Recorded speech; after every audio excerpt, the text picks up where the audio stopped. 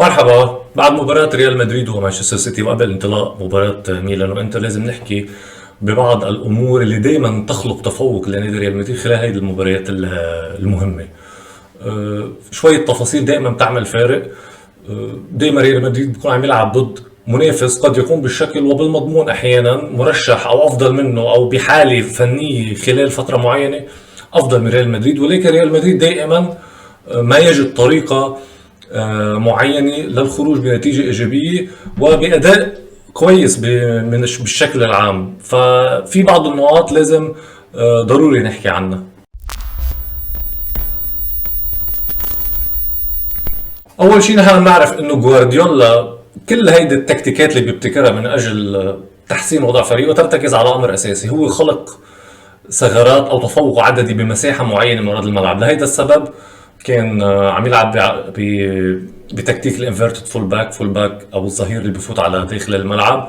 مؤخرا صار ستونز قلب الدفاع بفوت على وسط الملعب، لانه عاده الخصم بيلعب بثلاث لاعبين وسط الملعب وانت اساسا عندك ثلاث لاعبين ايضا بوسط الملعب.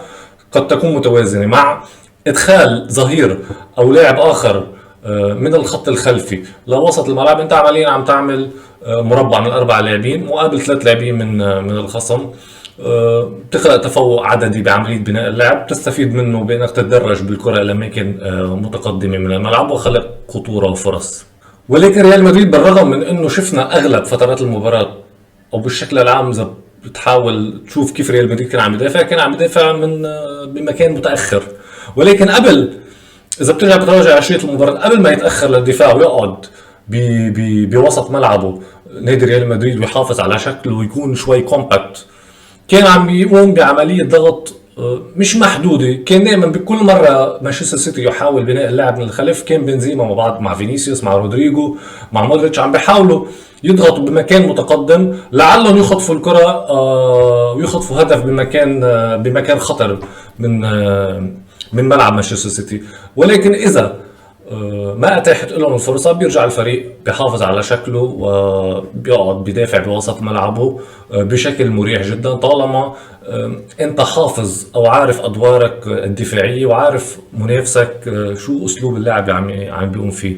فهيدي عمليه الضغط المحدوده نوعا ما اللي كان عم بيقوم فيها ريال مدريد كانت عم تجبر ستونز بحالات كثير انه ما يقدر يدخل لوسط الملعب. وبالتالي وين لقى نادي ريال مدريد نادي مانشستر سيتي المساحة؟ لقى المساحة على الأطراف مع وولكر ومع أكانجي. ولكن هيدا المساحة أو هيدي المساحة والزمن اللي كان عم يحصل على أكانجي ووولكر ما استفاد منه نادي مانشستر سيتي لسبب أساسي، إنه كرتهم مش الأعلى. هن لاعبين أقوياء بدنيا، وولكر سريع ولكن إشراك بالذات وولكر واكانجي. طبعا اكانجي تم اشراكه بهذا المركز، كان ممكن يكون قلب الدفاع، تم اشراكه بهذا المركز بسبب اصابه ناثانيال اكي. ولكن هن تم اشراكهم من اجل التعاون برايي مع فينيسيوس ورودريجو بالحالات الدفاعيه، لانه اكانجي وولكر لاعبين اقوياء بدنيا. ولكن دفع ثمن جوارديولا لما كان عم يكون وولكر وخاصه اكانجي عنده مساحه وزمن على الكره انه يتقدم، كان عقيم. يعني اكانجي مش من نوعيه اللاعب ممكن يجري بالكره 10 20 25 متر على طرف الملعب على القدم الضعيفه وبيعمل لك جوده فنيه او زياده عدديه بطريقه انه يحاول يحرر جريليش. دائما كان عم يرجع بالكره للخلف، الامر اللي اضطر جريليش بكثير من الاوقات انه يرتد ليسلم من وسط الملعب. هذا الامر كان كثير مريح لريال مدريد. جريليش يسقط لوسط الملعب، كارفاخال بظهره. شفنا كثير كارفاخال ارتكب اخطاء بوسط الملعب، ما فيها مشكله ابدا طالما جريليش بعيد عن منطقه الخطوره بالنسبه لريال مدريد. وامر اساسي عمل مشاكل كمان بموضوع الاطراف، لانه مثل ما سبق وقلت ما ننسى انه كان عم نادي ريال مانشستر سيتي عم يفشل بانه يلاقي الزياده العدديه بمعظم فترات الماتش بوسط الملعب، كان عم يلاقيها على الاطراف. ولكن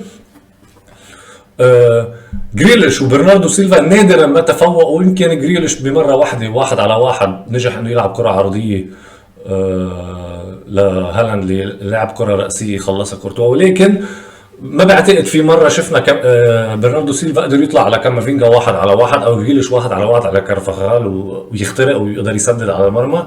فهيدي كلها امور نجح بريال مدريد من خلالها انه يحد من خطوره مانشستر سيتي. امر اساسي ايضا كمان لعب دور بالحد من خطورة فريق جوارديولا مثل ما قلت انه جريليش كان عم يهبط بفترات معينه، ودي بروين لما كان عم ينزل ليستلم او ليحاول يتحرر من الرقابه ويبني لعب، كان هيدي المساحه اللي مفترض دي بروين يكون موجود فيها بمكان متقدم الملعب، كان عم يرجع هالاند يهبط ليمليها او يستلم فيها. ولكن واضح كان في تعليمات من انشيلوتي لروديجر انه يلعب مان تو مان على هالاند باي مكان بالملعب، يعني باي مساحه كان عم يخرج فيها هالاند كان روديجر موجود معه. اساسا روديجر هيدي واحده من اهم، او هيدي مش واحده من اهم، هيدي اهم ميزه بروديجر. روديجر مش اللاعب اللي ممكن تلعب معه دفاع متقدم بالأربعة 3-3 او بأربعة مدافعين، لانه مش الاذكى.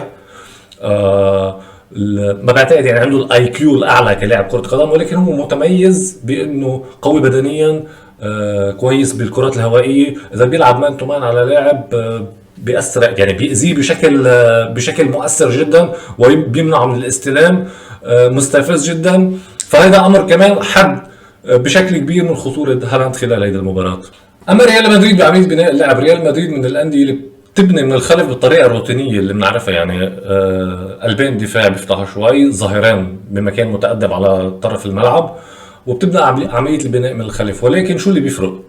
اللي بيفرق هي جودة اللاعبين بوسط الملعب، لانه انت عم تبني اللعب. دائما مانشستر سيتي اذا بنشوف بالمباراة كان عم يضغط بمكان متقدم من الملعب بهالاند ودي بروينا، مثل ما ارسنال بيضغط بجابرييل جيسوس واوديجارد. دائما هيدا الاسلوب المتبع، عنده اللاعب اللي هو لاعب وسط الملعب اللي بيشغل مركز متقدم وسط الملعب مع اللاعب المهاجم، هن اول خط دفاع. ولكن كان عم ينجح بسبب جودة اللاعبين. نادي ريال مدريد انه مع الضغط، مع هيدا المكان اللي خلفه دي بروين بعملية الضغط، انه يهبط كروس ويستلم بالمساحة. دائما كان كروس عم بيلاقي مكان بعمق وسط الملعب بسبب تقدم دي بروين للضغط انه يستلم. طبعا عند استلام كروس للكرة هون تصبح فوارق او جودة اللاعبين تعمل فرق.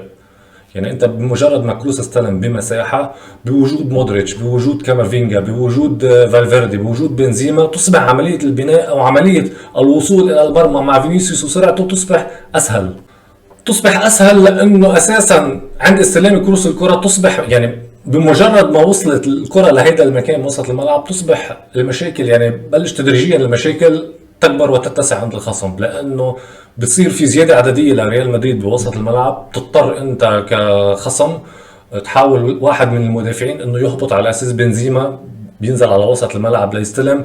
فدائما بكل مركز انت صرت عم تخسر لاعب للتغطيه، خسرت لاعب بالخط الخلفي، الامر اللي شوي بيخلي المراكز الدفاعيه للخصم مانشستر سيتي تغلق هيدي الثغره اللي خلفها صعود المدافع، بحرر فينيسيوس جونيور. فاذا الاساس بهذا الموضوع هو الوصول لكروس بمكان بمساحه وزمن معينين بعمق وسط الملعب، لتصبح الامور مش بغايه السهوله، ولكن لو يصبح الخطر مؤكد من ريال مدريد للوصول لمرمى الخصم باقل عدد لمسات ممكن. طبعا يعني عم بتشوف انت عمليه روتينيه ببناء اللعب بريال مدريد، ما فيها هيدا الاختراع، ما فيها هيدا الابتكار، مش ما في ابتكار، او ما في هيدا التعقيد اذا صح التعبير، هيدي الكلمه المضبوطه، تعقيد. ولكن يعتمد بشكل اساسي على امرين: الحريه اللي معطيها كارلو انشيلوتي لكل اللاعبين، والاهم هو جوده اللاعبين. كامافينجا ظهير كرته على الكره كويس، بيلعب تغطيات. كارفاخال ايضا. ألابا لعب دور كتير كبير. يعني هيدا عمليه البناء من الخلف، لانك تلاقي كروس، او اذا ما لقيت كروس كان في ضغط ممارس بطريقه كويسه من مانشستر سيتي، يهبط بنزيما تلاقيه بكره طوليه على وسط الملعب خلف لاعبين وسط ملعب مانشستر سيتي بجوده فنيه. هيدا كله سببه انك عندك لاعبين بكواليتي عالي: مودريتش، كروس، بنزيما، فينيسيوس، رودريجو. كل هيدي النوعيه، كل هيدي المميزات اللي موجوده بهؤلاء اللاعبين هي اللي بتسهل عمليه بناء اللاعب على فريق ريال مدريد، وبتلاقيه بيقدر يوصل بسهوله وبعدد لمسات اقل ويسبب خطوره ويسجل. هيدا باختصار اللي كان عم يحدث بالشكل العام، او اذا بدك المعارك او الامتحانات او الاستحقاقات خلال هيدي المباراة كانت تتمحور خلال او بقلب هيدي النقاط اللي حكيت عنها. كيف مانشستر سيتي كان عم يفشل بانه يلاقي